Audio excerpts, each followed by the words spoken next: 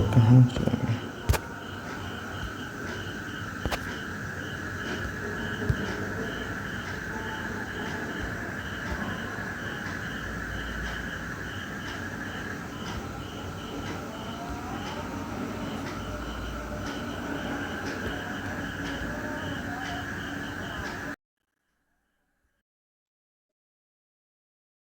आपको पता है कि गोवा के अधिवेशन में जब राजनाथ सिंह जी थे, तो उस समय क्या कहते हैं, इनका विरोध चल रहा था, लाल कृष्ण आडवाणी जी का विरोध चल रहा था, लेकिन राजनाथ सिंह जी ने भांप लिया था कि मोदी जी का समय आ चुका है, इनको आने से कोई रोक नहीं सकता है।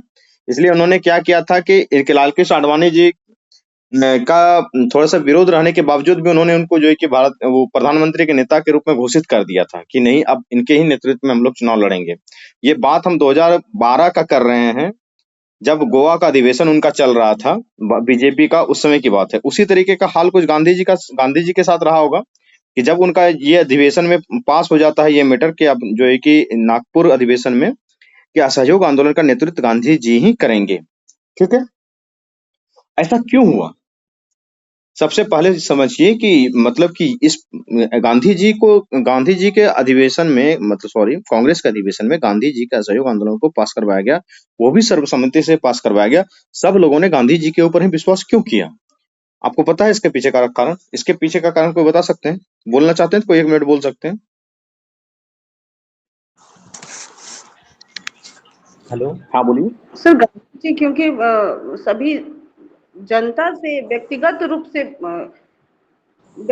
से जाने थे और लोग भी उन्हें अपना एक सच्चा जो हितकर होता वैसे मान रहा था। जैसे कि हम देख सकते हैं 1917 में जो चंपारण हुआ था, उसमें वो एक राष्ट्रीय नेता के रूप में पहले भी उभर चुके थे। ये शैलेंद्र, कुछ बोलना है? जी सर। बोलो। ये सर, जब ये असहयोग वाला प्रस्ताव जो था, जब विशेष सेशन हुआ था, उस समय में यानी कि सबसे ज्यादा विरोध जो था वो चितरंजन दास ने किया था इसका, असहयोग वाले का। और उन्होंने क्या किया कि जब उसका वार्षिक सेशन हुआ तो उसी में उनसे उस बिल का अनुमोदन करवाया था शायद। यही तो गांधी जी का टैक्टिस था कि आप मेरा विरोध करते हैं तो आप ही मेरा थोड़ा प्रस्ताव पढ़ ना दीजिए। ये टैक्टिस सीखे हैं। देखिए हुआ क्या था कि 1915 में आपको पता है कि जब प्रथम विश्व युद्ध स्टार्ट हुआ था तो भर्ती करने वाला सार्जेंट इनको कहा गया था। तो राष्ट्रीय नेतृत्व में गांधी जी इसलिए आ गए कि ब्रिटिश का और इंडियन के बीच के एक कड़ी के रूप में आप गांधी जी को देखा जाता था। आपको पता है कि गांधी जी ने शुरुआत के दौर में अंग्रेजी शासन को अफ्रीका में जो है कि सही ठहराया था। बाद में उन्होंने विरोध किया था, वो भी कानूनी और अदालती विरोध किया था सिर्फ। तो उनको भी लगता था, ब्रिटिशर्स को भी लगता था कि अफ्रीका में भी इस बंदा से हम भेंट किए हुए हैं, थोड़ा सा जान पहचान है और ये तो मेरे समर्थक हैं। दूसरा है कि प्रथम विश्व युद्ध में जब मतलब कि उनको क्या कहते हैं, वॉलेंटियर के रूप में काम किया, उन्होंने रंगरूटों की भर्ती करवाई थी। आपको पता है रंगरूट? What is रंगरूट? रंगरूट सैनिक को बोलते हैं सर। सैनिकों की जो भर्ती करवाई थी, तो उनको जो है कि क्या बोला गया कि भर्ती करने वाला सार्जेंट बोला गया था। और उसके बाद जो है कि केसर ए हिंद की उपाधि भी दी गई थी। आप देखिए कि ब्रिटिश की तरफ से इस बात से लेकर के ब्रिटिश की तरफ से तो ये थोड़ा सा जो है कि ब्रिटिश और भारतीय जनता के बीच में कड़ी बनने का एक कारण ये था। भारत की जनता के साथ उनका जुड़ाव इसलिए था 1917 वाला, जिस आंदोलन का मैंने जिक्र किया कि चंपारण, अहमदाबाद और खेड़ा कर चुके थे वो। और इस बीच में जो है कि भारतीय जनता के बीच उनकी पैठ काफी थी। जो विरोध करते थे उनके विरोध को खत्म करने के लिए गांधी जी कोई हथियार नहीं उठाते थे, उनको दिमाग से ही और विचार से ही उनको जो है कि किसी न किसी तरीके से अपने में मिला लेते। वो भी देखेंगे कैसे गोखले को अपना राजनीतिक गुरु मानना स्टार्ट कर दिए थे, तिलक स्वराज फंड की स्थापना करवा लिए थे। उसके बाद सुरेंद्र नाथ बनर्जी का जो संविधानवादी धारा था, उनसे लोगों को कैसे मतलब कि अपनी तरफ खींच लिए थे। अब देखिए क्या हुआ। साम्राज्यवादी हिस्टोरियन जो है, जो मतलब कि इसके साम्राज्यवादी इतिहासकार क्या करेंगे, आप इस चीज को समझ लीजिए, थोड़ा सा समय दीजिए, इस पॉइंट को पहले समझिए। साम्राज्यवादी इतिहासकार क्या होता है, क्या करेंगे ये इतिहासकार? एक दिन मैंने 1857 की क्रांति जब पढ़ाया था तो उसमें बहुत सारे इतिहास के विचारधारा ने बताया था। बताइए सर। ये लोग जो है सो ये लोग ब्रिटिश का गुणगान करेंगे। जितने भी साम्राज्यवादी ताकत है उसका गुणगान करेंगे साम्राज्यवादी इतिहासकार। ठीक है, तो साम्राज्यवादी इतिहासकार जो साम्राज्यवादी विश्लेषक थे, उनका मानना था कि इस तरीके से गांधी जी के ऊपर भरोसा करके और गांधी जी को कैसर हिंद की उपाधि देना और उसको जो है कि क्या कहते हैं भर्ती करने वाला सार्जेंट कहना, ये मतलब कि राजनीतिक भूल थी ब्रिटिश की। गांधी जी को इस तरीके से उन्होंने इज्जत दिया, इसके कारण क्या हुआ कि गांधी जी के कद में काफी वृद्धि हो गई, और जिनका फायदा गांधी जी ने बाद में उन्हीं के खिलाफ उठा लिया था। ठीक है, तो साम्राज्यवादी इतिहासकार इस कदम को क्या मानते हैं, एक राजनीतिक भूल मानते हैं। ठीक है, अब देखिए गांधी जी क्या करते थे। गांधी जी के सामने ये समस्या थी कि आम नेताओं को अपने पक्ष में कैसे इस्तेमाल किया जाए। नेता वही जिसके पास माइक हो, जिसके पास जनता हो, जिसके पास जनता है और दुनिया उसकी सुनता है। ठीक है, तो आम नेताओं के पक्ष में इस्तेमाल कैसे करें, तो इस्तेमाल करने के लिए उन्होंने अलग अलग टैक्टिक्स खेला। क्या किया, एक तो देखिए गोखले को क्या करते थे, वो अपना राजनीतिक गुरु मानते थे। उसके बाद तिलक की मृत्यु जब 1 अगस्त 1920 को हो गई थी, आपको पता है कि 1 अगस्त 1920 को असहयोग आंदोलन स्टार्ट हुआ था, और असहयोग आंदोलन स्टार्ट होने से जस्ट पहले तिलक जी की अर्थी उठी थी। ये पता है ना, मतलब जी 10 जी बजे असहयोग आंदोलन जी स्टार्ट होना और 7 बजे तिलक जी का मृत्यु हो गया था। ये देश के लिए वो काफी बड़ा दुर्भाग्य था। तो गांधी जी ने क्या किया था, तिलक स्वराज फंड की स्थापना की थी कि भाइयों बहनों, आज के बाद हमारे बीच तिलक तो नहीं रहे, लेकिन उनकी विचारधारा आज भी जिंदा है। तो हम चाहते हैं कि उनकी विचारधारा को हम आगे बढ़ाएंगे, आप लोग जो है कि उसके लिए सहयोग कीजिए। ये जो है कि हमने एक डब्बा रखा और ये मेरा तिलक स्वराज फंड है, इसमें मैं 10 आने देता हूं, आप लोग भी 10-10 आने देने का कृपया कष्ट करें। और हमारे भाई जो जमनालाल बजाज हैं, ये 10,000 रुपया देंगे। ये ना किए होंगे गांधी जी। तो तिलक देखिए, इस मजाक का मतलब ये था कि तिलक स्वराज फंड के माध्यम से, गोखले के माध्यम से क्या किया उन्होंने, महाराष्ट्र के नेताओं को, महाराष्ट्र की जनता को अपने तरफ जोड़ लिया। और तिलक स्वराज फंड के माध्यम से क्या किया कि इनके जो लोग थे, क्योंकि आप समझिए तिलक जी का बहुत कद बड़ा हुआ था। क्यों कद बड़ा हुआ था, होम रूल लीग मूवमेंट, आप जानते हैं ना, ये जी होम रूल लीग मूवमेंट के कारण तिलक जी का कद काफी बड़ा था, इनके समर्थक बहुत थे। अब तो ये रहे नहीं, और नहीं रहे तो उनका फायदा उठाना है किन्हीं को।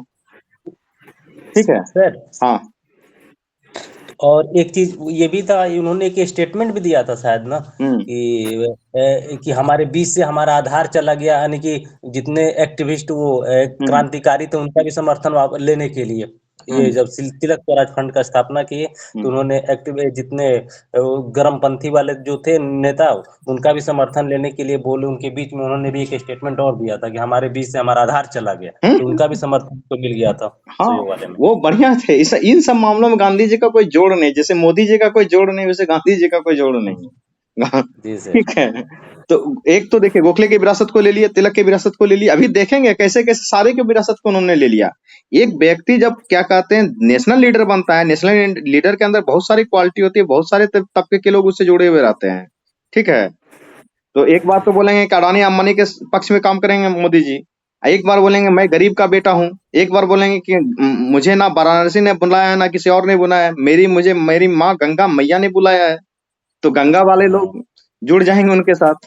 तो इसी तरीके हर से चीज करते को हैं। साथ लेना। उसके बाद फिर जैसे गांधी जी धोती कुर्ता पहनते थे, मोदी जी भी अलग अलग जगह जाते हैं रैली में तो अलग अलग कपड़ा पहनते हैं। थोड़ा उनका वेशभूषा देखा कीजिए, हेलीकॉप्टर में 2-3 बार कपड़ा चेंज कर लेते हैं वो। समझने का प्रयास कीजिए कि लोग कैसे नेता जनता को जोड़ता कैसे है। मेरा कहने का मतलब ये है। ठीक है, उसके बाद देखिए क्या हुआ कि गांधी जी उस विचारधारा को भी अपने विश्वास में ले लिया था, जो कि सोच रहे थे कि 1915 के बाद क्या होगा कि थोड़ा थोड़ा करके रियायत देगा अंग्रेज हमको। ठीक है, जो क्या कहते हैं संविधान के पक्ष से, संवैधानिक रूप से जो सुधारवादी दल के लोग थे, जिसके की लीडर कौन थे, सुरेंद्रनाथ बनर्जी। सुरेंद्रनाथ बनर्जी की जो संस्थान थी, उसका क्या नाम था बताइए, जो कांग्रेस के पहले जो है कि एक राष्ट्रीय संस्थान के रूप में काम कर रहा था, एक राष्ट्रीय पार्टी के रूप में था, नाम बताइए उसका। इंडियन एसोसिएशन हाँ, इंडियन करके था। एसोसिएशन जो इनका था सुरेंद्रनाथ बनर्जी जी का, वो काम कर रहा था। लेकिन क्या किया कि सबको पता चला कि क्या कहते हैं जो इस विचारधारा में थे, प्रस्ताव रखते थे, लेकिन मॉन्टेस्क्यू चेम्सफोर्ड रिफॉर्म आया था उसी समय। मॉन्टेस्क्यू चेम्सफोर्ड रिफॉर्म आने के बाद जो है कि सबको लगने लगा कि नहीं भाई, इनसे कुछ नहीं होने वाला है। और फिर भी लेकिन देखिए सुरेंद्रनाथ बनर्जी के जो विचारक थे उनको तो उन्होंने साथ में लिया ही लिया, साथ के साथ कुछ लोग थे कि नहीं हम चुनाव लड़ेंगे। चुनाव लड़ने के पक्ष जी में कौन थे, क्योंकि मॉन्टेस्क्यू चेम्सफोर्ड रिफॉर्म के साथ, जब रिफॉर्म को डिटेल में पढ़िएगा, उसी समय चुनाव करवाने की बात की गई थी और वोटिंग का भी अधिकार ठीक ठाक परसेंटेज को दे दिया गया था। ये मॉन्टेस्क्यू चेम्सफोर्ड रिफॉर्म में लिखा गया है। ठीक है, तो कुछ लोग थे कि अब चुनाव लड़ेंगे, चुनाव लड़के जो है कि विधानसभा के अंदर जाएंगे, वहीं जो है कि विरोध विरोध करेंगे, वहीं से अपना बात मनवाने का प्रयास करेंगे। तो इसमें बहुत आगे कौन लोग थे? एक तो सीआर इसमें सर दास, सीआर दास थे, एक सीआर दास थे, और एक कौन थे? मोतीलाल नेहरू थे। मोतीलाल नेहरू। अब देखिए गांधी जी यहाँ क्या करते हैं, सीआर दास और मोतीलाल नेहरू जी को दोनों को समझा दिए, मोतीलाल मेरी बात सुनो, जो कि देश का हवा तुम्हारे पक्ष में नहीं है, ठीक है, देश अभी क्रांति करने के मूड में है, तुम जो चाह रहे हो कि जाओगे चुनाव लड़ोगे जीत जाओगे, तुम जीत नहीं पाओगे। इसलिए आगामी विधानसभा चुनाव में भाग ही मत लेना, क्योंकि कांग्रेस का भी आधार मजबूत नहीं हुआ है, कांग्रेस जीत नहीं पाएगी, हार जाओगे बेइज्जती होगा। तो फिर ये लोग भी चुप हो गया। तो इन लोगों के जो समर्थक थे गांधी जी में मिल गए जाके। अब देखिए वही उसके बाद क्या हुआ, हिंदू मुस्लिम एकता उन्होंने करवाया था। हिंदू मुस्लिम एकता कब हुआ था? 1918 खिलाफत आंदोलन के खिलाफत समय हुआ। आंदोलन से, खिलाफत में सर। खिलाफत आंदोलन में हुआ था। मुस्लिम देखिए, खिलाफत का मुद्दा से भारत का कोई लेना देना नहीं था, ठीक है, कोई लेना देना ही नहीं था। गांधी जी ने जबरदस्ती उस आंदोलन को मुस्लिमों का सहयोग लेने के लिए जोड़ लिया था राष्ट्रीय आंदोलन, अवसर के रूप में देखा। जी सर। ठीक है, क्योंकि आप राष्ट्रीय स्तर पर विश्व स्तर पर देखेंगे तो और कोई ऐसा देश कहाँ था जो कि मुस्तफा कमाल इनका आतातुर्क के सत्ता को जब खत्म कर दिया गया था, तो कोई विश्व में आपको ऐसा देश नहीं मिलेगा जो कि क्या कहते हैं गैर मुस्लिम देश हो और उसको खलीफा के पक्ष में अपना कोई ऐसा बयान दे रहा हो। कोई नेशनल लीडर जो कि राष्ट्रीय आंदोलन चल रहा है, देश के क्या कहते हैं आजादी के लिए आंदोलन चल रहा है, उस आंदोलन को जाके मुस्लिम की विचारधारा से और क्या कहते हैं मुस्लिम के मुद्दों से जोड़ा हुआ हो। हिंदू मुस्लिम मैं यहाँ नहीं कर रहा, मैं सिर्फ ये समझाना चाह रहा हूँ, कोई नहीं किया था ऐसा, लेकिन गांधी जी ने ऐसा किया था। क्यों किया था? कि उससे क्या होगा कि मुस्लिम आवाम जो है वो खिलाफत के मुद्दे से जोर शोर से खिलाफत का मुद्दा जो है कि समझेगा, मुसलमानों को लगेगा कि नहीं गांधी जी सही कर रहे हैं, और धीरे धीरे फिर मुस्लिम भाइयों का जो है कि सहयोग लेकर उसको राष्ट्रीय आंदोलन की तरफ मोड़ेंगे। तो खिलाफत से क्या किया था उन्होंने? मुसलमानों का सहयोग ले लिया था, ठीक है। तो इसका सर कुछ निगेटिव इम्पैक्ट पड़ा। हाँ आएंगे फिर विषयांतर हो जाएगा। निगेटिव इम्पैक्ट क्या पड़ा, नहीं करना चाहिए था, जिन्ना ने ही उनको लेटर लिख के बोला था आप मौलानाओं को इस तरीके से जो है कि छूट दे रहे हैं, ये ठीक बात आप नहीं कर रहे हैं। वो जिन्ना ने बोला था सर कि ये आपकी बहुत बड़ी राजनीतिक ये राजनीतिक भूल होने वाली है, वो हुआ था, वो हम भी जानते हैं आप भी जानते हैं, लेकिन विषयांतर नहीं करेंगे यहाँ पे। तोसा खाना का चाबी खुलवाया था, अकालियों को मिला था, आपको पता है तोसा खाना? तोसा खाना होता क्या है पहले ये जानिए, व्हाट इज तोसा खाना? नहीं। अरे इमरान खान के ऊपर केस हो गया यार तोसा खाना को लेकर के, वो बोला कि 2 करोड़ का कार गिफ्ट मिला था, बीवी को बेच के दे दिए। पढ़े नहीं थे इधर क्या? आज से एक 6 महीना या 6 महीना नहीं 1 साल के आसपास हो गया अब तो। ये तोसा खाना क्या होता है? जैसे मोदी जी जाते हैं विदेश, उनको मिलता है बहुत सारा गिफ्ट, ठीक है। तो और क्या कहते हैं, जैसे कि गुरुद्वारा है तो उनका भी होता है ना चढ़ावा जो चढ़ता है, तो जहां पे रखा जाता है उसको तोसा खाना बोला जाता है। जो मोदी जी को गिफ्ट मिलता है वो राष्ट्रीय गिफ्ट है, मोदी जी का पर्सनल गिफ्ट कुछ नहीं है, वो भारत को मिला हुआ गिफ्ट है। तो उसको जो है कि कुछ रुपया है, 20,000 रुपया तक के गिफ्ट का मोदी जी खुद इस्तेमाल कर सकते हैं, लेकिन उसके बाद का जो गिफ्ट मिलता है मांगा वो सारा गिफ्ट जो है कि रखा जाता है संग्रहालय में, उसको तोसा खाना बोला जाता है, ठीक है। तो इमरान खान के ऊपर आरोप यही था, जो पाकिस्तान के पूर्व प्रधानमंत्री थे, कि इन्होंने उनको जो सऊदी अरेबिया से गिफ्ट मिला था, बहुत महंगा कार मिला था और एक घड़ी मिला था काफी महंगा, उनको उन्होंने बेच के जो है उसका पैसा पत्नी को दे दिया था। उसके मामले में केस हो गया था, ठीक है, तोसा खाना मामला उसको कहते हैं। तो इसका जो है कि जो गुरुद्वारा वाला तोसा खाना था उसका चाबी इन लोगों को मिल गया था, अकालियों को। अकाली दल आप जानते हैं ना, पंजाब वाले। तो उन्होंने बधाई दी थी गांधी जी को कि स्वराज की पहली जीत मिली है। तो उससे क्या हुआ कि इनको पंजाबी सिख को उन्होंने जोड़ लिया, ठीक है। एक एक पॉइंट से देखते जाएंगे कैसे देश में उनके साथ लोग जुड़ रहे हैं। उसके बाद क्या हुआ, इस तरीके से गांधी जी क्या कर रहे हैं कि सांस्कृतिक और धार्मिक मुद्दों को राष्ट्रीय आंदोलन से जोड़ रहे हैं। अब देखिए क्या हुआ कि रॉलेट एक्ट और जलियांवाला बाग हत्याकांड हुआ था, उनकी उन्होंने तीव्र भर्त्सना की थी, गांधी जी ने बहुत विरोध किया था। म्यूट कर लो साइलेंट। जी सर। ठीक है, गांधी जी ने उसकी तीव्र भर्त्सना की थी। इससे क्या हुआ कि नागरिक स्वतंत्रता और भारतीय अस्मिता पर उन्होंने हमला बता दिया था गांधी जी ने कि भाई ये तो नागरिक स्वतंत्रता पे पूरी तरीके से हमला है, हमारी भारतीय अस्मिता के ऊपर हमला है। तो इससे क्या हुआ कि जो लोग थे इस जलियांवाला हत्याकांड से जुड़े हुए, उनका समर्थन गांधी जी को मिला। अब देखिए कितने लोगों का समर्थन गांधी जी ने जुटा लिया है। गोखले का समर्थन है, तिलक स्वराज का समर्थन है, तिलक का समर्थन है, सीआर दास मोतीलाल नेहरू को मिला लिया है, खिलाफत से मुस्लिम का समर्थन ले लिया, उसके बाद क्या कहते हैं, इससे तोशाखाना से पंजाबी लोगों का समर्थन ले लिया, और जो है कि और किनका समर्थन उठाया था उन्होंने। उसके बाद देखिए उनका अपना भी लीडर बेस था, चंपारण, अहमदाबाद और खेड़ा, तीनों आंदोलन सफल आंदोलन था, लोकल लेवल का ही आंदोलन था लेकिन सफल लेवल का आंदोलन था। तो उनके देश के जनता को क्या लग रहा था, अभी एक ऐसा लीडर हमको चाहिए जो कि देश को आजादी दिला सके। और गांधी जी ने धीरे धीरे लोगों को विश्वास दिलाना स्टार्ट कर दिया था कि आप मेरे साथ 1 साल से 2 साल तक मेहनत कीजिए, लगातार मेहनत कीजिए, हम आपको भरोसा दिलाते हैं कि हम आपको आजादी जरूर दिलाएंगे। तो इससे आम जनता भी जुड़ने लगा था। अब जो है ना, एक मुद्दा ये भी है कि गांधी जी के बारे में बहुत सारा अफवाह भी उड़ता था कि जो गांधी जी का भाषण सुनने के लिए नहीं जाएगा उसकी बकरी मर जाएगी, ठीक है। तो इस अफवाह से बहुत सारे लोग गांधी जी का भाषण सुनने चले जाते थे। गांधी जी बहुत मतलब कि क्या कहते हैं, चमत्कारिक लीडर होते थे इन सब मामलों में। उनको बहुत फैलता था कि उनका लड़का मर गया, वो गांधी जी का भाषण सुनने नहीं गया। अब बताओ उस समय का समाज, ऐसा कोई अफवाह फैल जाए तो गांव के गांव उठ के चले जाएंगे गांधी जी का भाषण सुनने। खाना मिले ना मिले, भाषण तो सुनेंगे ही। तो कुछ ऐसी ही भी बातें हुआ करते थे। उसके बाद देखिए उसमें जो ब्रिटिश सरकार ने रॉलेट एक्ट लाया था, और जो जलियांवाला बाग हत्याकांड हुआ था, और जो पंजाब में मार्शल लॉ लागू किया गया था, और बहुत कठोर दमनात्मक कार्रवाई जो की गई थी, कांग्रेस और देश दोनों को एक ऐसे लीडर की आवश्यकता थी उस समय पे जो कि संघर्षशील हो, जुझारू हो, समावेशी नेता, सर्वसमावेशी नेता हो, ठीक है, जो कि इस औपनिवेशिक साम्राज्यवादी सरकार को माकूल जवाब दे सके। तो उसको जो है कि कैसा लीडर जवाब दे सकता है, जिसके पास की जनता की शक्ति हो, आम जनमानस का मतलब कि समर्थन हो। तो वो समर्थन किसको दिख रहा है, गांधी जी को दिख रहा है। गांधी जी को समर्थन सिर्फ इस बात के लिए नहीं था वो लीडर थे, गांधी जी अपना रचनात्मक कार्यक्रम चलाते थे। गांधी जी दलित चेतना, शिक्षा, स्वच्छता, सामाजिक आर्थिक समानता, उसके बाद फिर स्वावलंबी आत्मनिर्भरता, और फिर क्या कहते हैं, ग्रामीण समुदाय के संबंधी बहुत सारे कार्यों को जो है कि देखते भी थे। उसके बारे में भी अपने अपने विचार बीच बीच में लिखते रहते थे। जैसे मोदी जी आजकल करते हैं, बहुत स्टार्टअप पे विचार दे दिए, फिर क्या कहते हैं कुछ संस्कृति पे विचार दे दिए, फिर खान पान पे विचार दे दिए, फिर चिड़िया को दाना पानी खिलाओ उस पे विचार दे दिए।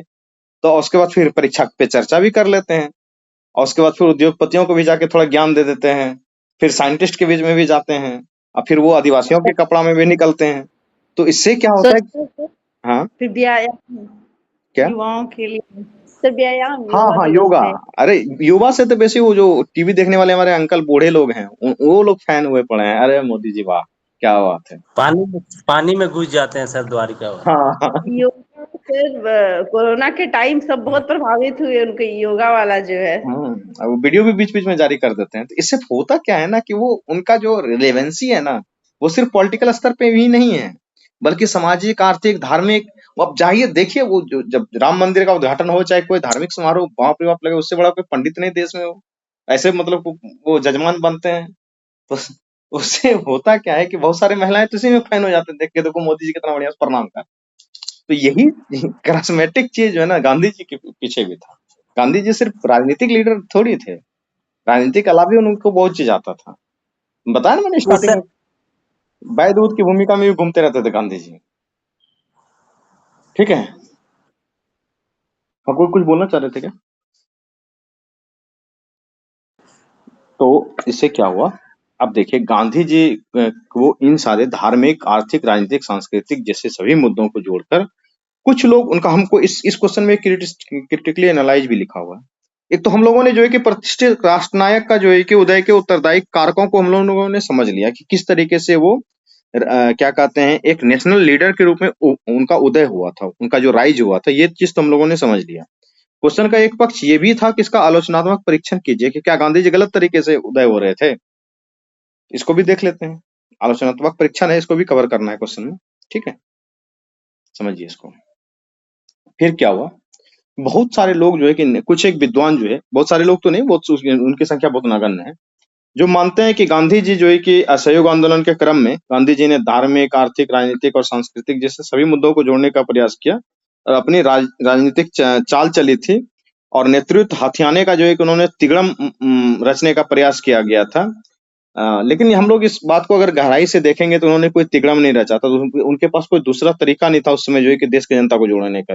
अब चरखा जैसा मुद्दा उठा रहे हैं वो लोग, जैसे कि क्या कहते हैं, जब सीडीएम स्टार्ट हुआ तो उन्होंने नमक को चुना था। नमक को चुनने का कारण यही था कि नमक टैक्स तो बहुत सारा टैक्स लगता था उस समय, लेकिन नमक को चुनने का क्या कारण था कि नमक हर घर की हर जरूरत की वस्तु थी। अगर हम नमक का आंदोलन उठाते हैं और नमक के बारे में चर्चा करते हैं, जैसे मोदी जी चाय पे चर्चा करते हैं, तो ये वो नमक के ऊपर जब आंदोलन करेंगे तो पूरा देश का हर घर उनसे जुड़ने का प्रयास करेगा। तो हम नहीं कह सकते हैं कि ऐसा कोई वो तिगड़म उठाते थे, भाई तुम मुझे खून दो, मैं तुम्हें आजादी दूंगा, और आओ भूख हड़ताल करते हैं और अनशन करते हैं। सिर्फ इनसे बात नहीं बनती है, जनता को जुटाना भी पड़ता है। गांधी जी को आगे चल के हम लोग पढ़ेंगे कि ये भी पता था कि कैसे संघर्ष विराम संघर्ष की राजनीति करनी है, क्योंकि उनको ये पता था कि जनता के धैर्य का एक सीमा होता है। एक समय के बाद आंदोलन धीरे धीरे जो है कि वो डिक्लाइन करने लगता है। चाहे कितना भी क्रांतिकारी आंदोलन तुम कर लो, जनता थक जाती है। ठीक है, तो इसी चीज को देखते हुए गांधी जी कैसे करते थे, आप देखिए उनके आंदोलन का थोड़ा सा मैं तरीका और समझा देता हूँ आपको। 1920 में उन्होंने क्या किया, असहयोग आंदोलन, जिसको कि नॉन कॉपरेशन मूवमेंट एनसीएम कहते हैं। उसके बाद 1930 में उन्होंने क्या किया, civil CDM, disobedient. Civil disobedient. फिर 1942 में क्या किया उन्होंने, क्विट इंडिया किया। अब देखिए क्या करते थे गांधी जी का तरीका था आंदोलन करने का। एक बार पहले ग्राफ को पीक पे लेके जाओ, ठीक है, 1920 में पीक पे गया, फिर धीरे धीरे जनता का जो है कि मूड नीचे चला जाता था, उन्होंने आंदोलन को भी वापस लिया था। फिर जो है कि 10 साल के बाद फिर पीक पे चढ़ाया, फिर लंबे समय तक जो है कि आंदोलन से गायब रहे गांधी जी। फिर 1942 में आया, आंदोलन को पीक पे चढ़ाया। तो इस तरीके से उनके आंदोलन का ग्राफ बनता है। ठीक है, दूसरा चीज समझिए, दूसरा चीज में क्या समझना है, जैसे ही आंदोलन से गांधी जी लौटते थे, गांधी जी चुप नहीं बैठते थे। गांधी जी का एक भी आंदोलन सफल आंदोलन नहीं है, इस बात को आप मानिए। कोई सफलता हासिल हुआ था तो लोकल आंदोलन के बाद नेशनल आंदोलन में गांधी जी को? पूर्ण सफलता किसी आंदोलन में हासिल नहीं हुआ है। आंदोलन किसी बात पर जाके अंत हुआ हो कि हमने ये चीज करने के लिए आंदोलन स्टार्ट किया तो और ये हासिल कर लिया, आपको कहीं नहीं दिखेगा। क्या मिला था एनसीएम में, क्या मिला था सीडीएम में, क्या मिला था क्विट इंडिया में? क्विट इंडिया के 5 साल के बाद भारत आजाद हुआ है, 1947 में जाके आजाद हुआ है भारत। ठीक है, गांधी जी का नेशनल लेवल वाला तो यानी कि पूरी तरह से मान सकते हैं कि नहीं हुआ, लेकिन जो लोकल लेवल पे चाहे वो खेड़ा का हुआ या चंपारण का हुआ, तो इसमें तो बहुत हद तक सर इसको सफल माना जा सकता है ना। बिल्कुल उसमें सफल माना जा सकता है, उसमें कोई शक नहीं है। लेकिन तीन आंदोलन आपने किया था, 1917, 1918, 1918, चंपारण, अहमदाबाद और खेड़ा। 3 ही आंदोलन आपका सफल हुआ है, बाद में सारा का सारा आंदोलन सफल हुआ है। लेकिन फिर भी जनता एक विश्वास के साथ आपके पीछे खड़ी है। कुछ ना कुछ करिस्मेटिक लीडरशिप आपके अंडर है, तभी तो जनता आपके साथ खड़ी है। इस चीज को सोच के देखिए, इसकी चीज को एनालाइज कीजिए।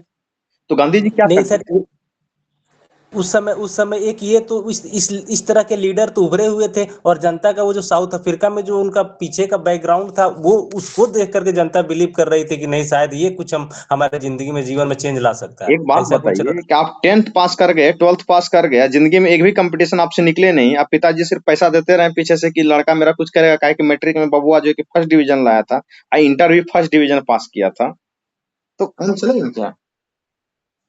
एक को कंपटीशन नहीं निकल रहा, ना एसएससी निकल रहा है, ना बैंकिंग निकल रहा है, ना रेलवे निकल रहा है, ना बीपीएससी निकल रहा है, ना यूपीएससी निकल रहा है। भाई मेन खेला तो ये सब में था, समझाते हैं। देखिए हुआ क्या था, गांधी जी क्या करते थे यहाँ पे, कि गांधी जी करते ये थे कि जैसे ही इनका आंदोलन खत्म होता था, जैसे ही पीक का फेज आता था ना गांधी जी का, इस फेज में जब चला जाता था, गांधी जी रचनात्मक कार्य की ओर चले जाते थे। आप हर बार देखेंगे कुछ ना कुछ रचनात्मक कार्य उन्होंने किया है। समाज सेवा, जैसे 1930 के बाद वो चले गए थे, इसका क्या कहते हैं, वो पीआर अम्बेडकर के साथ जब 1932 में हुआ था, वो यरवदा कौन से जेल में हड़ताल पे बैठ गए थे, वो भूख हड़ताल में, यरवदा में ही शायद। हाँ, तो उसके बाद उन्होंने हरिजन आश्रम की स्थापना की थी, वर्धा में जाके जो है कि शिक्षा का केंद्र खोला था। इसके बाद भी उन्होंने जो है कि एनसीएम के बाद भी चरखा वगैरह का पूरा प्रचार किया था और आत्मनिर्भर बनाने का प्रयास किया था लोगों को। तो इससे होता क्या था कि गांधी जी का आंदोलन पूरा सफल हो न हो, लेकिन लोगों को विश्वास होता था कि कुछ ना कुछ ये करेंगे। ठीक है, जैसे मोदी जी देश का अर्थव्यवस्था को कुछ करें न करें, लोगों को विश्वास है मोदी जी किए होंगे तो सोच के ही किए होंगे। ठीक है, उसी तरीके से लगता था कि नहीं कुछ ना कुछ करेंगे, और इसलिए जो है कि गांधी जी के पीछे लोग जुड़े हुए थे। जुड़ने का सबसे बड़ा कारण यही था। ठीक है, तो उसके बाद गांधी जी में कुछ अपना भी टैलेंट था। जैसे उनके टैलेंट का भी जिक्र कर लेते हैं हम लोग। उनका जो है कि एक लोकोन्मुखी व्यक्तित्व था, मतलब कि जो है कि ऐसा व्यक्तित्व था जो जनता के बीच में काफी पॉपुलर था। उनका स्वराज संबंधी विचार भी काफी अच्छा था गांधी जी का। भाषा कौशल बहुत शानदार था उनका, वो बोलते बहुत जबरदस्त थे। ठीक है, धीरे धीरे ही बोलते थे लेकिन बोलते बहुत जबरदस्त, मतलब खतरनाक वाला बात बोलते थे वो। ठीक है, वेशभूषा उनकी आम थी, जिससे कि उसको जो है कि जनता के बीच एक सहज स्वीकृति मिली हुई थी। ठीक है, संविधानवाद के संकीर्ण गलियारे से का क्या किया कांग्रेस को गांधी जी ने। पहले इस कांग्रेस में क्या होता था 1915 से पहले, आप देखिए कांग्रेस में क्या चल रहा था जब लोकल लीडर कांग्रेस को डील कर रहे थे। तो संविधानवाद की ही विचारधारा उनकी प्रमुख थी। जब 1907 में इनके बीच झगड़ा हुआ था, गरम दल और नरम दल के बीच, नरम दल जीत गया था, आपको पता होना चाहिए। और जी हमेशा क्या करते थे वो लोग, संवैधानिक रास्ते को ही अपनाते थे। लेकिन उन्होंने संविधानवाद के संकीर्ण गलियारे से निकाला गांधी जी ने कांग्रेस को, उसको स्वराज के राजपथ पर लाया कि नहीं हम बात करेंगे, हम स्वराज के बारे में बात करेंगे। तो गांधी जी का ये भी तो अचीवमेंट है। स्वराज के लिए हर वर्ग का सहयोग चाहिए। गांधी जी रामराज्य को व्याख्यापित करते थे। स्वराज को जो है कि ये शब्द लिख लीजिए, गांधी जी स्वराज को रामराज्य से जोड़ते थे। अब समझिए इस बात को, अगर गांधी जी स्वराज को रामराज्य से जोड़ देंगे, स्वराज समझाने में तो बड़ी दिक्कत होगा। स्वराज है कि सुराज है कि क्या है, कौन जनता जाने कि स्वराज क्या है जब कोई पढ़े लिखे नहीं है। तो गांधी जी समझाते थे कि देखो ऐसा दिन आएगा राम राज्य कहलाएगा। हाँ, राम राज्य मतलब कि हाँ बात तो सही है, गांधी जी कह रहे हैं कि कोई जनता भूखा नहीं रहेगा, प्यासा नहीं रहेगा, आपसी मतभेद खत्म हो जाएगा। कि रामायण तो पूरा दुनिया सुन के बैठा हुआ था गांधी जी के आने से पहले भी। बस उनको जो है कि सिर्फ समझा देना है कि रामायण राम राज्य टाइप जो है कि देश में आजादी आएगा, तो सब जनता को लगता था हाँ बहुत अच्छा बहुत अच्छा। ठीक है, अरे सर वो भी 1920-21 की बात थी, आज भी 2020-21-22 चल रहा है, एकदम सेम चीज रिपीट हो रही है हाँ तो इतिहास अपने आप को दोहराती है। 100 साल बाद। 100 साल बाद दोहराए चाहे 1000 साल बाद दोहराए, लेकिन दोहराती तो आप पढ़े होंगे। ठीक है, तब लोकल गांधी एक तो फिर से पैदा ले लिए हैं, इनको उनको गांधीवाद से कोई लेना देना नहीं है। वो नाथूराम गोडसे के पक्के वाले भक्त हैं। मैंने उनका भाषण कई बार सुना है।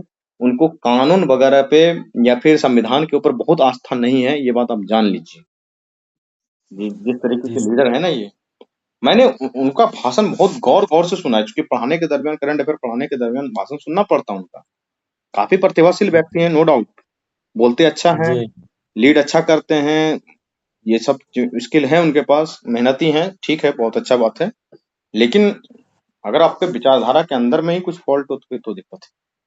ठीक है, जी देखिए अब क्या है, आपको बताया कि गांधी जी सिर्फ यहीं तक नहीं रुके थे। आपको पता है ना कि राम राज्य का क्या कॉन्सेप्ट था, कि जनता के बीच में जो है कि भय, भूख, भ्रष्टाचार का कोई स्थान नहीं होगा, एक दिन राम राज्य स्थापित होगा, गांधी जी राम राज्य स्थापित करवाएंगे। गांधी जी आंदोलन के क्रम में जो है कि जनता की समस्याओं पे भी ध्यान देते थे, जैसे कि लगान ना देना। अब लगान ना देना, किसी किसान को आंदोलन से कोई लेना देना नहीं है, कोई मतलब नहीं है, लेकिन लगान ना देना वाला बात अगर आ जाए तो किसान तो इनके साथ जुड़ जाएंगे। चरखा काटना, जब चरखा काटता तो मेरे दादाजी खुद चरखा चलाते थे, तो घर में बहुत दिन तक चरखा रखा हुआ था, पता नहीं किधर चला गया। वो लकड़ी था, बहुत अच्छा लकड़ी था, बहुत दिन तक रहा। ठीक है, उसके बाद लघु कुटीर उद्योग की स्थापना करना। उससे होता क्या था कि जो छोटे छोटे आर्थिक लोग थे, लघु कुटीर उद्योग वाले, वो भी उनसे जुड़ते थे। ये जब आंदोलन उनका स्टार्ट होता था ना, तो इस बीच में ये सारा चीज आपको उसके साथ साथ ही चलते रहता था। जैसे कि क्या कहते हैं, शराब निषेध। अब देखिए, जैसे ही शराब वाला मामला आएगा, महिला सबसे आगे। गांधी जी सही कह रहे हैं, तो शराब निषेध, तो इससे भी जनता जुड़ता था। उसके आंदोलन का ये सब हिस्सा हुआ करता था। महिलाओं की स्थिति में सुधार, बार बार ये गांधी जी कहा करते थे।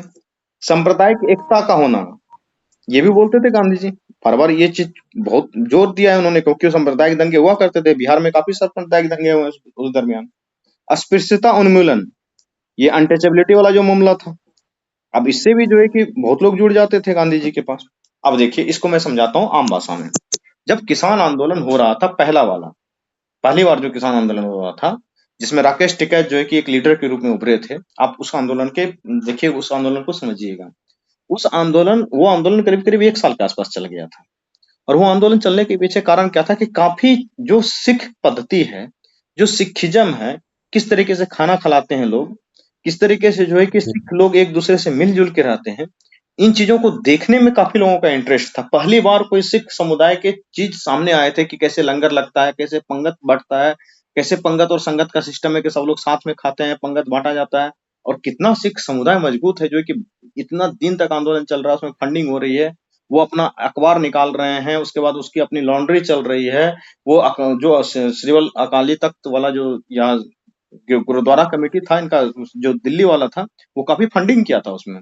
और उसके बाद जो है कि आपको ये देखिए कि कई सारे ट्रैक्टर वगैरह, ट्रॉली वगैरह से लोग आते थे, डेली भाषण का कार्यक्रम होते रहता था, उसके बीच में प्रतियोगिता का कार्यक्रम था, पूरे 1 साल तक ट्रैक्टर ट्रॉली जोड़कर वो किसान बैठे हुए थे वहीं पे, जो कि उन्होंने खेत बना लिया था। तो इन सब चीजों को देखने के भी लिए भी जो है ना, बहुत सारे पंजाब से लोग, हरियाणा से लोग, पश्चिमी उत्तर प्रदेश के लोग, राजस्थान के लोग आ जाते थे आंदोलन में। चलो चलो देख के आएंगे कैसा आंदोलन चल रहा है, कैसा टेंट लगवाया है, और बहुत महंगा महंगा ट्रैक्टर लेके चलते थे। तो आंदोलन में भीड़ जुटते रहा और रचनात्मक कार्यक्रम काफी चलते रहा। उनका अपना अखबार था, आपको पता होना चाहिए, पिछले वाला किसान आंदोलन का खुद का अखबार निकाल दिया था। तो इन सब चीजों से क्या होता है कि जो जिस जनता को किसानी के मुद्दे से बहुत लेना देना नहीं है, उसमें बहुत सारे रिसर्चर थे, बहुत सारे पॉलिटिकल एक्टिविस्ट थे, जो कि ये सिर्फ देखने और सीखने के लिए जाते थे आंदोलन में कि भाई आंदोलन इतना लंबा चल कैसे सकता है। गांव के लोग गांव छोड़ दिए हैं, 1-1 साल तक बॉर्डर पर बैठे हुए, टिकरी बॉर्डर हो, सिंघू बॉर्डर हो। आप उस आंदोलन को पढ़िए, समझने का प्रयास कीजिए, उसमें होता क्या था मैं बताता हूँ थोड़ा सा। और आंदोलन चलता इसी तरीके से, मैंने खुद भी अपने कॉलेज में जो है कि काफी लीडरशिप किया है, मुझे पता है आंदोलन कैसे चलाया जाता है। काफी मैं इस मामलों में काफी एक्टिव था, नामी था नेताजी, ठीक है। तो उसमें होता क्या था, समझिए कि गांव से 4 व्यक्ति जो है कि चले गए किसानी छोड़ करके आंदोलन में। अब उसका खेती कौन देखेगा, उसकी बेटी का शादी कौन देखेगा, उसकी माँ अगर बीमार है तो उसको दवाई कौन देगा, ये भी तो इंतजाम करना होता है आपको आंदोलन में। तो ये हरियाणा में क्या है, पंजाब में क्या है कि वो जो क्या कहते हैं खाप पंचायत बैठता है, जो पंचायत वाला सिस्टम है, काफी मजबूत है हरियाणा का। तो उसमें क्या था कि अगर आपके घर से एक आदमी गया है आज आंदोलन में और वो 15 दिन तक वहां रुकेगा, तो आपके घर का खेती का सारा काम जो है कि आपका पड़ोसी देखेगा, वो पंचायत के लोग जो युवा थे वो देखेंगे, ठीक है। जब 15 दिन के बाद उसका वो रोटेट करके वापस हरियाणा आएगा, दूसरा 5-7 लोग अगले घर से जाएगा, ठीक है, ये फिक्स था। अगर किसी की बेटी का शादी है तो पूरा समाज का लोग मिलकर उसको पैसा देगा, उसकी बेटी का शादी करवाएगा, ये जिम्मेदारी ये लोग ले रहा है, और वो लड़ने के लिए जा रहा है, आंदोलन करने के लिए जा रहा है। इस तरीके का सिस्टम जब चलता है तो आंदोलन काफी लंबे समय तक खींचा जाता है, ठीक है। यही चीज गांधी जी के भी आंदोलन में आपको दिखता है कि लगान ना देना, चरखा चलाना, लघु कुटीर उद्योग का स्थापना कर दो। जैसे गांधी जी 1917 में यहाँ आए थे, चंपारण ही आए थे, यहाँ पे एक बालिका, उनके साथ उनकी पत्नी कस्तूरबा भी आई हुई थी, एक बालिका स्कूल का स्थापना किया था उन्होंने। अब पढ़ेंगे जब हम लोग कि बिहार में जैसे बिहार विद्यापीठ का स्थापना किया था असहयोग आंदोलन के दरमियान बिहार में गांधी जी ने, देवघर विद्यापीठ का स्थापना किया है गांधी जी ने। गांधी जी जिस इलाके में जाते थे उस इलाके की समस्याओं को भी उठाते थे ताकि उस इलाके की जनता ज्यादा से ज्यादा जुड़ सके। बाहर से आप कितने लोग लाएंगे आंदोलन में, ठीक है। और एक चीज समझिए कि गांधी जी हमेशा जो है कि वही प्रेशर पॉलिटिक्स खेलते थे, दबाव समझौता दबाव, इसकी राजनीति पे करते थे काम। तो क्या होता था कि जब लगता था कि अब आंदोलन मेरा जो है कि ठंडा पड़ने लगा है और अंग्रेज मेरे आंदोलन को कुचल देगा, तो गांधी जी क्या करते थे, दमन से पूर्व में जन आंदोलन को वापस ले लेते थे। और वापस लेने के क्रम में क्या करते थे, गांधी जी कुछ ना कुछ को हासिल कर ही लेते थे, छोटा मोटा चीज, हमको ये मिल जाए, हमको ये मिल जाए, हमको ये मिल जाए। अंग्रेज भी बोलता था चलो यार आंदोलन वापस लो, ठीक है, तुम्हारा ये बात मान ली, ठीक है। और गांधी जी का एक भी आंदोलन किसी मतभेद में नहीं उलझा है। आप बताइए, एनसीएम हो, सीडीएम हो, या फिर क्विट इंडिया मूवमेंट हो, कोई आंदोलन मतभेद में उलझा है क्या? नहीं उलझा है। राष्ट्रीय एकजुटता एकता हमेशा रहा उसके आंदोलन में। 1857 के तरह का तरीके का आंदोलन, उसमें जो है कि बहुत सारा मतभेद था कि उसमें जमींदार वर्ग के लोग नहीं जुटे थे। कोई भी आंदोलन उसमें आपको मतभेद दिखेगा, लेकिन गांधी के आंदोलन में कोई मतभेद नहीं था, क्योंकि वो सबको साथ लेने के लिए जो कि जानते थे। वैचारिक मतभेदों को तो जो कांग्रेस के अंदर भी वैचारिक मतभेद होते थे, जैसे कि इनका सीआर दास का, मोतीलाल नेहरू जी का जो वैचारिक मतभेद था, उनको भी उन्होंने जो है कि सम्मान दिया था, आइए आप भी बोलिए। एक बार कांग्रेस टूट चुकी थी 1907 में, दूसरे बार 1924 में टूटने का हालात हुआ था कांग्रेस के बीच में, लेकिन उन्होंने टूटने नहीं दिया। क्या किया, जब सीआर दास और मोतीलाल नेहरू ने स्वराज पार्टी की स्थापना कर ली, उन्होंने उनको मान्यता प्राप्त कर दिया, ठीक है, स्वराज पार्टी भी कांग्रेस का एक हिस्सा माना जाएगा, और आप जो करें एक्टिविटी करेंगे वो कांग्रेस की एक्टिविटी मानी जाएगी, बात ही खत्म। ये तो किया था उन्होंने। तो इनसे क्या हुआ कि वैचारिक मतभेद को उत्पन्न नहीं होने दिया उन्होंने। उनके जो भी डिफरेंट विचार थे उनको कांग्रेस के बीच में ही पर्याप्त उभरने का अवसर दे दिया उन्होंने। तो सभी विचारधारा के लोग कांग्रेसी जो भी लोग थे वो जुड़ते चले गए। ये और गांधी एक जी में था। एक एक एक एक एक सर एक यहाँ एक डाउट थोड़ा सा क्लियर करना था। हम्म ये जैसे ये इन्होंने जब यहाँ पे कर लिया, जैसे ये CR दास ने जब अलग स्वराज पार्टी बनाया तो उसको उन्होंने मान्यता दिया था कि ये एक यानी कांग्रेस का ही विंग है। और इसी तरह से जब इससे त्रिपुरी में जब सुभाष चंद्र बोस अलग होकर के अपना फॉरवर्ड ब्लॉक बनाए, लेकिन उसको अलग बोल दिया कि उसका उससे कोई लेना देना नहीं है। ये वाली चीजें रही थी ना। तो देखिए, जब क्रिटिकली एनालाइज पढ़ेंगे तो उसमें पढ़ेंगे भी। गांधी जी का 2 ही 3 ठीक। जगह तो क्रिटिसिज्म होता है। एक तो भगत सिंह को बचाने में उन्होंने पूरा जो है कि जी जान नहीं लगाया। जब ये जी सुभाष चंद्र बोस से बेचारे मतभेद हुआ तो उन्होंने जो है कि उनको साइडलाइन करवा दिया था खुद, पहली बार भी और दूसरी बार भी। हरे त्रिपुरी का संकट हो या उससे पहले हरिपुरा का अधिवेशन हो, गांधी जी प्रयास तो कर ही रहे थे कि इनको किसी तरीके से नेशनल लीडर नहीं बनने दो। सीधा सीधा बात है, अंदर रखाने तो कुछ रहता ही भाई, कितना दिन से हम नेशनल लीडर हैं, तुम कैसे हीरो बन जाओगे। ये मुद्दा भी तो चलता ही होगा उस समय, ऐसा नहीं है कि नहीं चलता होगा। ठीक है, जी। तो आपकी बातों से हम एग्री करते हैं। ठीक है, अब देखिए इसके बाद क्या हुआ। गांधी जी इसके अलावा ग्राम स्वराज की अवधारणा, ये सब लिख सकते हैं आप, ये अच्छा अच्छा पॉइंट है। मैं लिखा देता हूँ कुछ पॉइंट आपको। ग्राम स्वराज की अवधारणा, उसके बाद क्या कहते हैं, बुनियादी शिक्षा प्रणाली। ये वृद्धाश्रम क्या था? आश्रम की स्थापना 100। वर्धा में ही होता था ना। उसके बाद फिर न्यायशीता का सिद्धांत, मतलब ट्रस्टीशिप थ्योरी इसको बोलते हैं, न्यायशीता इसको ट्रस्टीशिप बोलते हैं। ये ठीक से लिख देता हूँ मैं। सिद्धांत दिया। हम्म, न्यायशीता का सिद्धांत, इसको ट्रस्टीशिप बोलते हैं।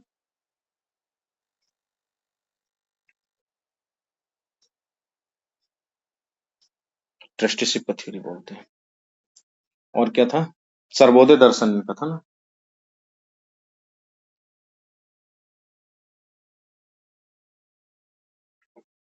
और इनका क्या? हाँ, मन वचन कर्म का एकता। एक था इनका मन वचन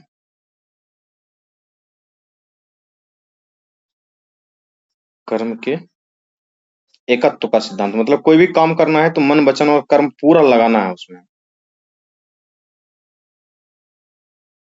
ये सब लिखिएगा ना, ये कीवर्ड तो बड़ी काम आएगा आपको, कहीं भी लिखेंगे तो अच्छा नंबर मिलेगा। ग्राम स्वराज की अवधारणा, बुनियादी शिक्षा प्रणाली, ठीक है, न्यायशीता का सिद्धांत जिसको ट्रस्टीशिप थ्योरी बोलते हैं हम लोग, ठीक है, सर्वोदय दर्शन, उसके बाद मन वचन कर्म के एकत्व का सिद्धांत इनका था। और मानवतावाद में भी काफी विश्वास करते, उसको क्या तो बोलते हैं लोग। एक तो इनका रचनात्मक कार्यक्रम था, पहले वो भी लिख लीजिए। इनका रचनात्मक कार्यक्रम था। रचनात्मक कार्यक्रम मतलब क्या? चरखा चलाना, ठीक है। एक रचनात्मक कार्यक्रम था इनका। और क्या था? ये महात्मा वाली था। साथ में सर पर्यावरण भी आ जाएगा। क्या? हाँ, पर्यावरण वाला भी था एक। स्वच्छता हो गया, उसी के बीच आ जाएगा उसके अंदर। रचनात्मक में स्वच्छता हो गया, पर्यावरण हो गया, ये सब चीज आ जाएगा, इसमें लिख सकते हैं ऐसे करके। आश्रम का निर्माण भी सर, ये हाँ, स्वच्छता हो गया, उसके आंदोलन बाद होता था वहाँ आश्रम पर्यावरण का हो निर्माण। गया, पर्यावरण में उनका कॉन्सेप्ट है ना। उसके बाद फिर एक कर्म की महत्ता हो गई उनकी। कर्म की महत्ता, ये तो काफी अच्छा था इनका। कर्म की जी महत्ता सर। में गांधी जी ये कहते थे कि एक व्यक्ति को उतना श्रम जरूर करना चाहिए ताकि उससे अपने खेत से जो है कि 2 वक्त की वो अपने लिए खुद के लिए रोटी उगा सके, उतना शारीरिक श्रम करना चाहिए। एक था उनका क्या कहते हैं, शारीरिक श्रम को भी सम्मान देते थे काफी गांधी जी, शारीरिक जी श्रम सर। को सम्मान। और उन्हीं के जीवन को वास्तविक जीवन मानते थे, हम्म जो सारी करने वाले लोग हैं। हम्म ठीक है, उनके जीवन को वास्तविक जीवन मानते भी थे। तो क्या कहते हैं, मानवता के प्रति करुणा भी था उनमें। मानवता के प्रति करुणा भी था उनमें, कंपैशन जिसको बोलते हैं इंग्लिश में, करुणा, कंपैशन लिख लीजिएगा, कंपैशन भी था। ठीक है? तो इससे क्या होता था कि भारतीय जनमानस में उसका एक महात्मा वाला छवि हो गया था। ठीक है? तो इस तरीके से गांधी जी जो है कि एक नेशनल लीडर भी थे, मास लीडर भी थे। जैसा भी क्वेश्चन आ जाए कि जन नेता के रूप में गांधी जी के बारे में चर्चा करें तो आप कर सकते हैं कि यही सब तो था जो उनको जन नेता बनाता था। ये ग्राम स्वराज हो गया, बुनियादी शिक्षा हो गया, मतलब इसमें गांधी जी सिर्फ एक पॉलिटिशियन के रूप में नहीं दिख रहे हैं आपको, एक सोशलिस्ट के रूप में, एक समाज सेवी के रूप में, इस तरीके के रूप में भी दिख रहे हैं गांधी जी। ठीक है? उनका जो आर्थिक समानता के संबंधी विचार हैं, स्वच्छता के संबंधी विचार हैं गांधी जी के, कई सारे विचार हैं, हम लोग पढ़ेंगे उनको।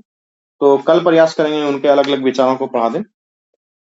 लैंगिक समानता के संबंधी विचार, शिक्षा के संबंधी विचार, अस्पृश्यता के संबंधी विचार, वर्ण संबंधी उनका विचार था, जाति प्रथा को लेकर के, समानता के संबंधी विचार। तो ये सब भी जो बहुत इंपॉर्टेंट है, ये सब आप लिख लीजिए। ठीक है?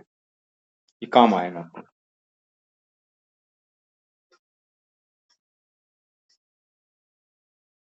लिख लिया आपने?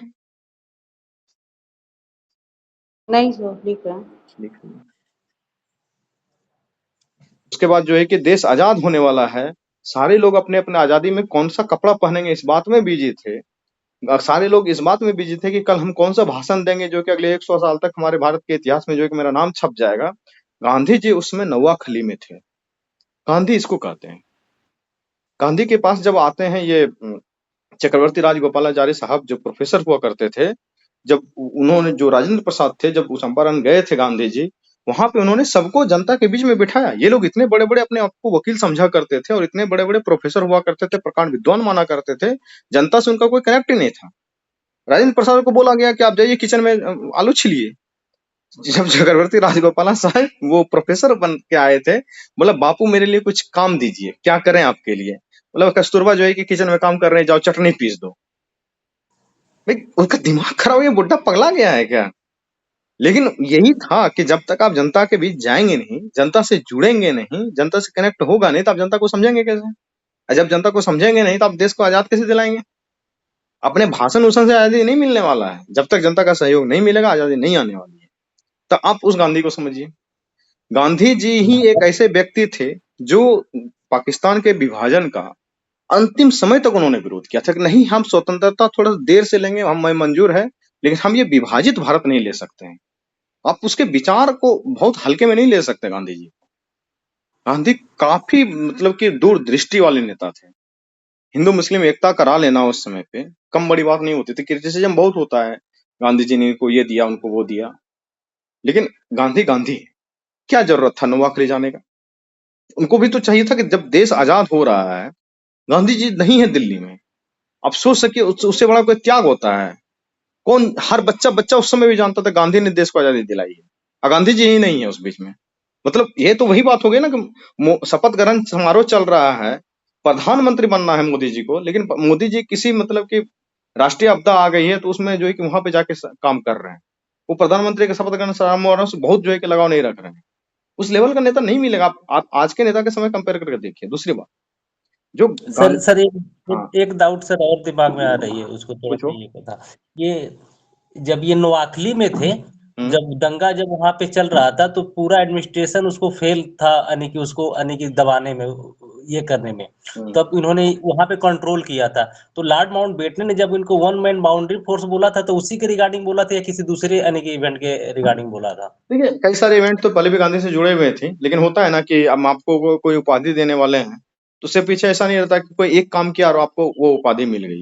ऑब्वियस सी बात है, उसके पीछे के कई सारे जो कार्य गांधी जी ने किया था वो तो था ही।